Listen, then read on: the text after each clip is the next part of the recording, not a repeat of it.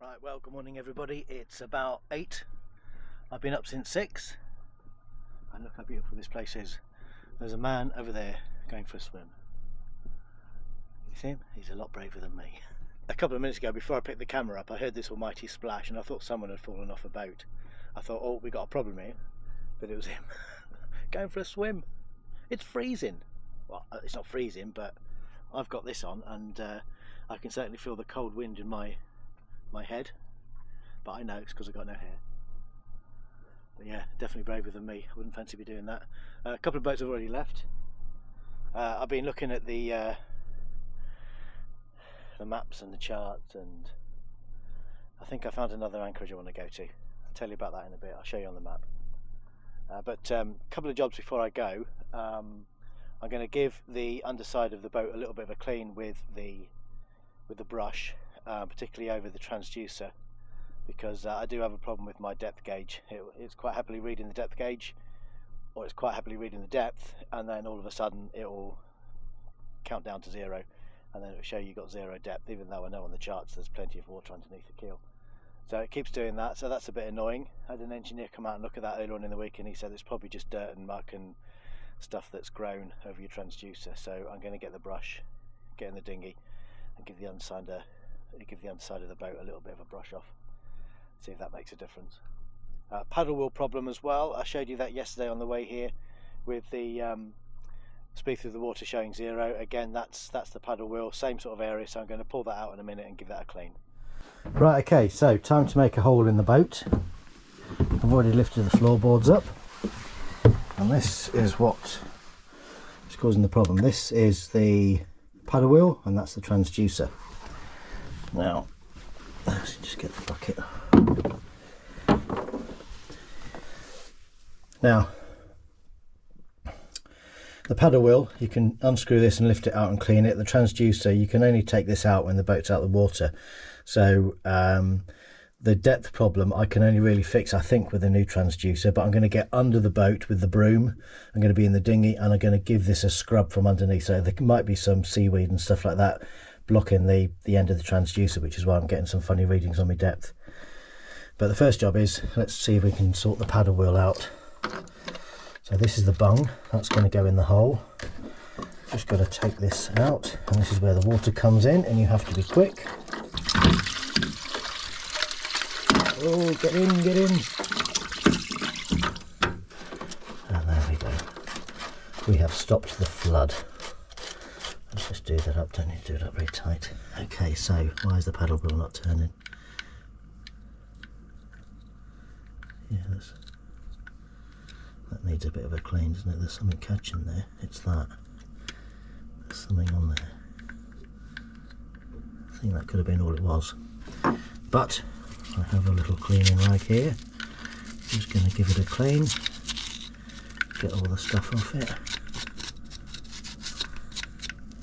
So that is spinning quite freely, isn't it?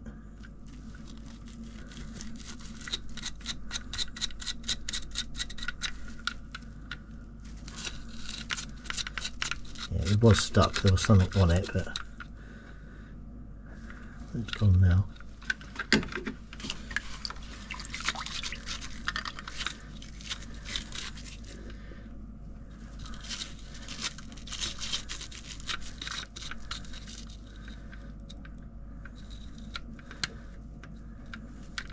Yep, okay, so I'm happy with that, that's spinning. So that should now give me a speed through the water reading when we set off. Right, before I put that back, I'm going to get in the dinghy and give this area from the outside of the boat a clean to try and clean off any muck that might be on that. So let's go in the dinghy and let's get the broom.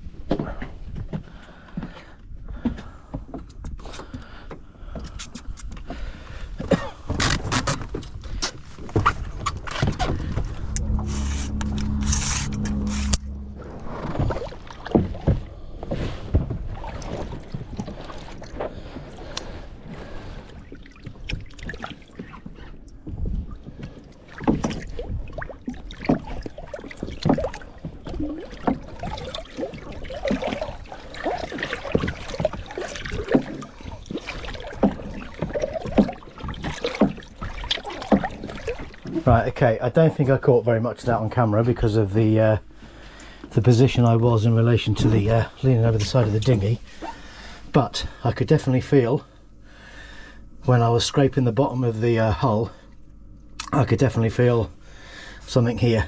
So let's assume I was able to give the transducer a little bit of a wipe, and let's see if that improves things. And we'll also see if this now works as it should do. Okay, let's just reverse, take the blocker out, put this one back in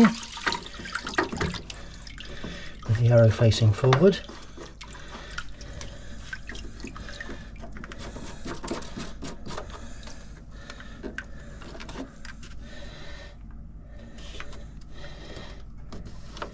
And there we go. I don't know the way all this is just fucking wrapped round the cable.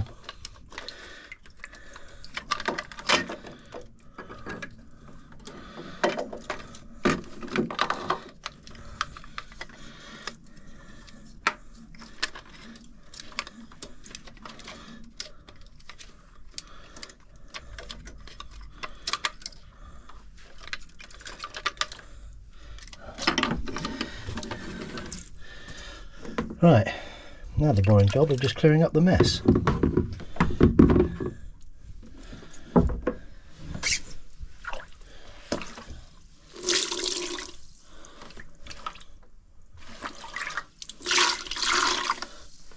Right, so that's pretty dry in there now, happy with that. Let's just go and see what's working. We'll find out when we set off in a bit.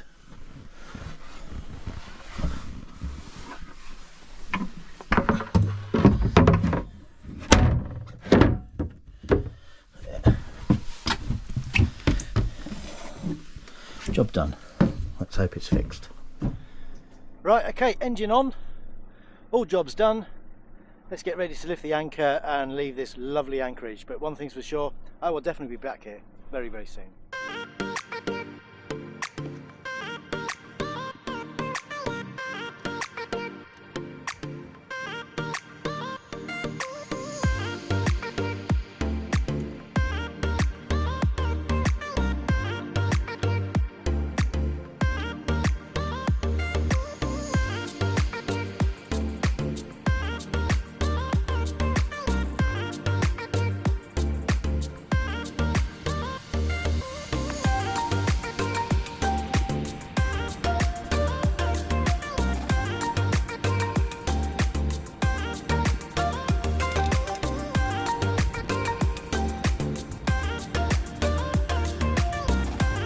Okay, we have just left, and what a lovely anchorage that was. Nice pub, nice little trek in with Dave. I'll definitely be back. So where am I heading? I'll show you on the map in a minute. Just get into deeper water, see what we've got with regards to wind, and decide whether we're going to sail or just motor over to the next anchorage. It's not that far. It'll probably only take us a couple of hours on the motor. So I don't think there's going to be enough wind to sail, but we'll see in a minute. Watch this space. Right, so now we're at the anchorage. We've only got about 8 knots of breeze out here, so the decision has been made to motor over to the new anchorage for tonight. Couple of reasons for that. One is there's very little wind, and two, I want to charge the batteries, so I need to run the engine for a little bit. So we are heading to a new loch. Let me show you on the map where we're going. Right, so here's the map of Scotland. If I just zoom in, that arrow is where we are. This was the anchorage we were in just before. We are coming across here and we're going into Loch Spelve. A bit tight to get through this channel here, and then we're going to be going up here to this anchorage here. Apparently, unlike the last anchorage, this is all very rugged, very mountainous, so a little bit of a contrast to where we were last night. So we haven't got far to go, about an hour and a half before we're there. So a nice little jump over to a new anchorage for tonight. And then of course it means when we get there I can watch a bit more of the cricket. Right, so just an update on the stuff that I was playing around with before I left the anchorage. Depth, that seems to be working okay, showing 40 metres or thereabouts. Speed through the water, I think that paddle wheel is definitely faulty, because that's showing that we're doing about 2 knots through the water, and yet our speed over ground is nearly 5. So we are at low water now, so we are slack, so that is definitely wrong. There's no way we're doing 1.6 knots through the water. So there is still definitely something wrong with the system there. Well, I've slowed right down. Did say that the entrance to this loch is very, the deep bit is very narrow, less than 50 metres wide. We've got to get close to the rocks. I think I better put the camera down and concentrate where I'm going, really, hadn't I? Looks stunning here though, can't wait to get to the anchorage. Okay, so that really was squeaky bum time. Wow, that's the tightest channel I've ever taken the boat through. At one point there was only about 3 metres under the keel. And there's lots of submerged rocks on the charts. I'm definitely leaving here tomorrow at high tide, which is at 6:10 in the morning, so it's going to be an early rise. Early start to the day tomorrow.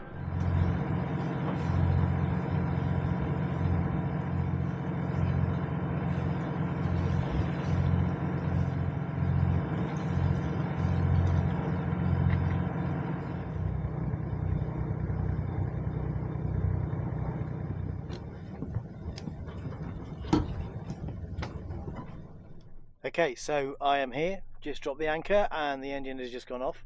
The scenery is stunning, just a bit commercial. Well, it really is a glorious summer's day here in Scotland today. I'm going to stay at the anchorage overnight and just leave in the morning. Winds are picking up a little bit tomorrow, so my plan is to leave at slack water to get through that very narrow cut. Don't want to be doing that with any kind of wind over tide. So yeah. So I'm going to be heading off early in the morning. High tide's at about 6 o'clock tomorrow. So, another couple of boats have come in. One's decided to go early, so I'm going to go ashore in a minute and have a little look around. But apart from the farm, it is absolutely beautiful here. Look at the scenery, look at it, just look at it. Okay, let's head to shore. So there is an ulterior motive for me coming to this anchorage and this mussel farm, and that's because I love mussels and I don't get them very often. I tend to only have them when I go to an Italian restaurant. I saw them in the restaurant last night and they were, for a starter, £16.80, and I don't know how many mussels you get for that, but it's a starter rate, probably not that many.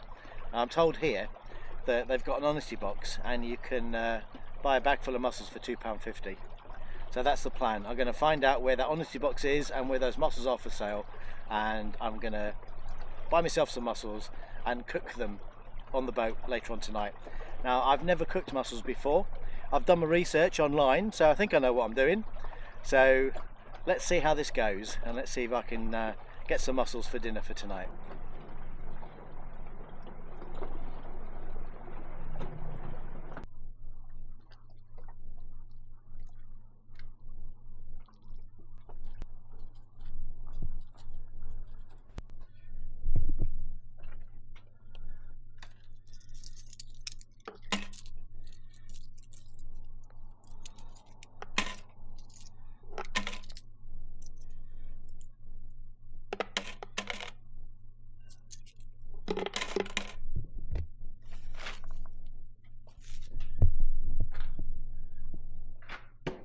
£2.50 for that massive bag. Could have got an even bigger bag for a couple of quid more. But look at the size of it. That's more than you get as a starter in a restaurant for silly money. Right, let's go back to the boat and let's cook some mussels for dinner. I'm definitely glad I came here now. It was worth the squeaky bum time coming through that narrow channel. Wow. Can't wait to try these tonight. It can be so fresh. Right, okay, so let's start cooking these mussels then. I did feel a bit guilty because these are the ones that I've kept. I did end up chucking a whole load of them overboard because that bag was just far too big for just me. But as you can see, these mussels are in really good condition. There was a couple that are in that bag that had broken shells. One or two of them that were open. One or two that had some barnacles on them. But generally speaking, they really are in good condition. So looking forward to doing those. I'm going to do the sauce first. Right, so let's get some heat going on here. So for the sauce, I've got some cream, I've got some garlic butter, love a bit of garlic. So I'm going to melt some garlic butter in the pan.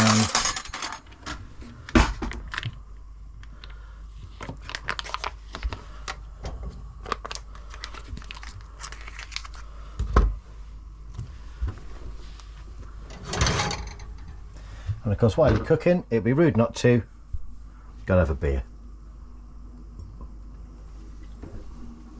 Let's get the cream. Got some whipping cream.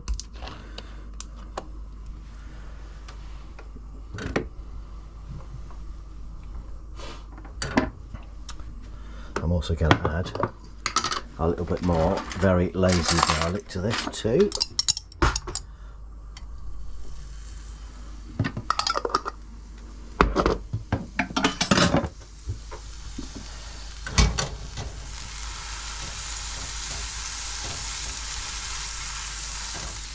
That's smelling very garlicky. Let's add some cream. And that should be enough.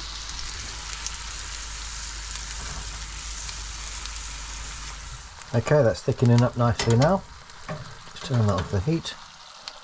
Just going to put that in a bowl.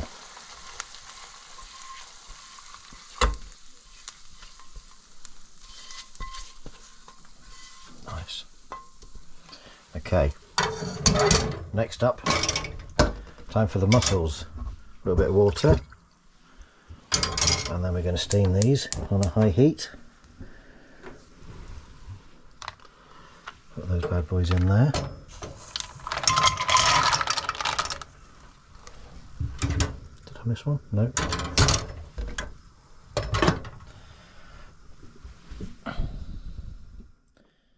Now these take between 5 and 7 minutes, I'm told. This is what I don't know. Never done this before. So let's give it a go. 5 to 7 minutes is what they're going to take. Right, so they've been, well, I thought they'd be steaming, but they've been on there now for a good 6 minutes. I probably didn't need to put any water in actually.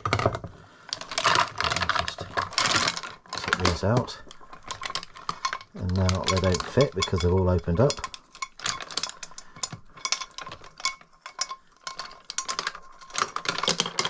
Wow.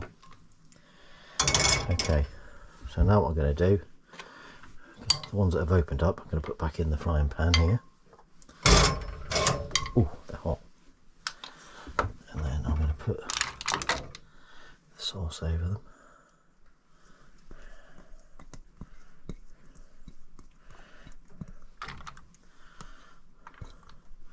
Put a little bit of that water in. Okay, put some heat back on.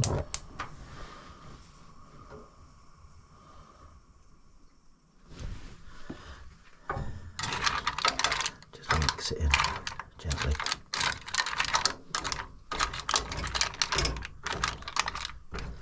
Now unfortunately I don't have a plate big enough on the boat to put all them in, so I'm going to have to eat them out of the pan. La la. First time cooking mussels. Alright, okay. Here it is, the moment of truth.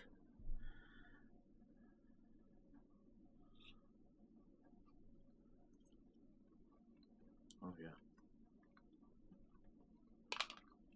Lovely. That's so fresh.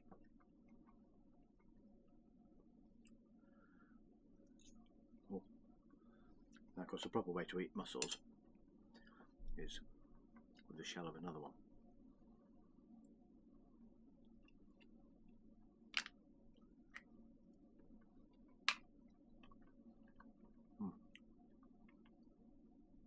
Taste the garlic, taste that cream.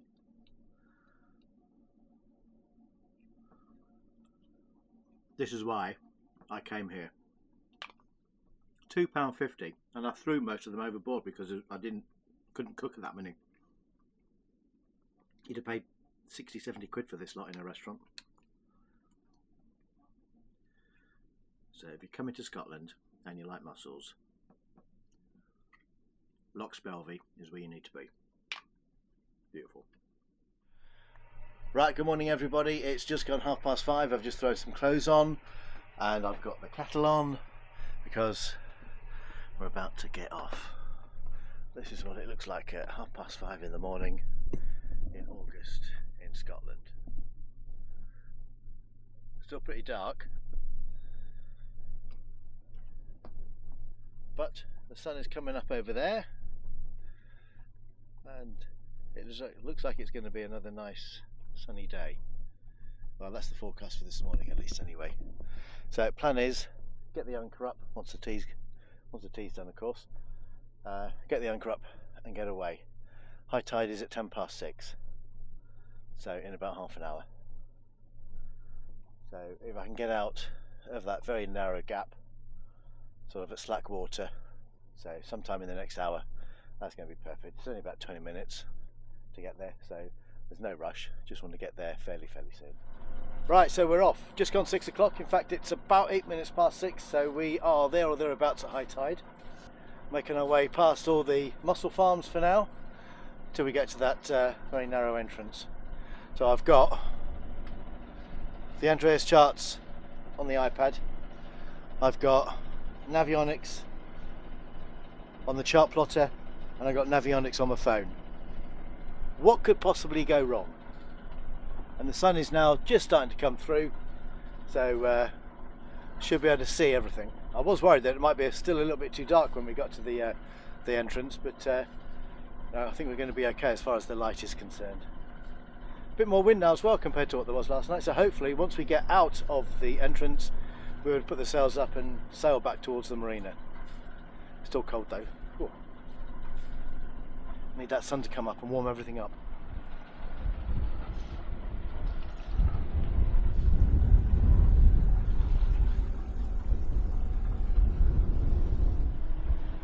We made it.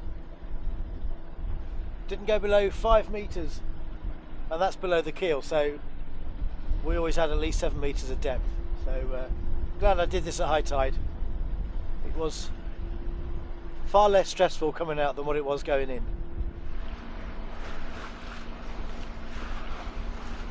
Oh, feel the warmth of that sun. Oh, that's nice. Right, I've got a decision to make now. Do I go straight back to the marina, or do I go to Oban and go and get me breakfast? I think I might go to Oban, you know. I think if I go up the other side of Kiera and see how busy the marina is, I don't fancy going in there if it's going to be chock-a-block and it's the weekend. It's been nice weather. I imagine the marina's pretty full, but I might just take a little nosy up there and have a little look and then make a decision.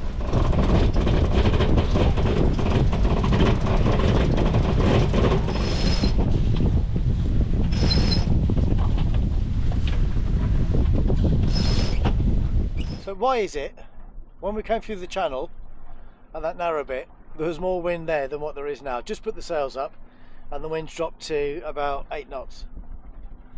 Now I want to go over there, so I'll put a tack in a minute, but the problem is I'm not sure if you can see, but there's that boat there, that big ship. I have to wait for him to go past me first, so we have to stay on this tack for a little bit longer. Don't want to be getting in his way now, do I?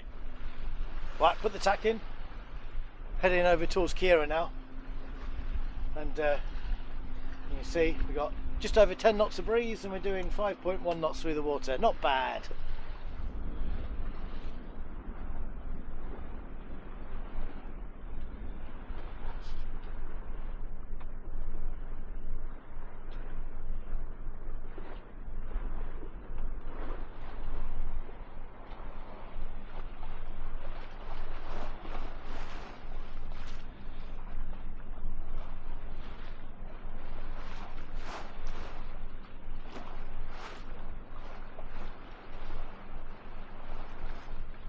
Right, it's time to sit back, relax and enjoy the ride.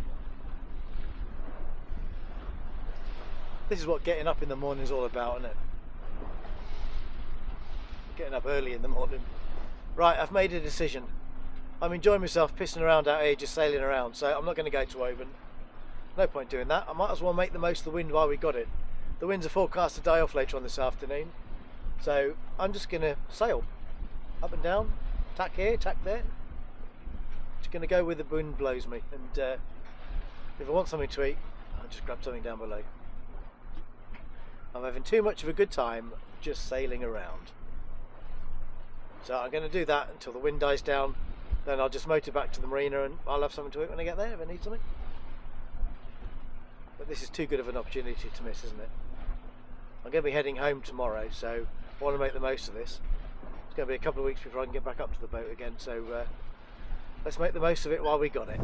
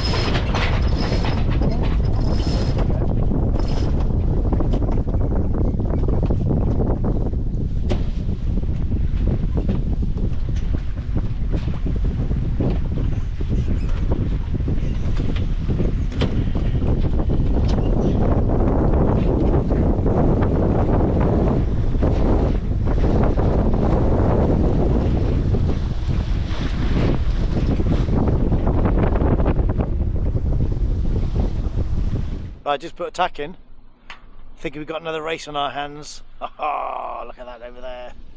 Can you see him there? Can you see him there? Don't know where he's going. Let's see if we can go faster than him.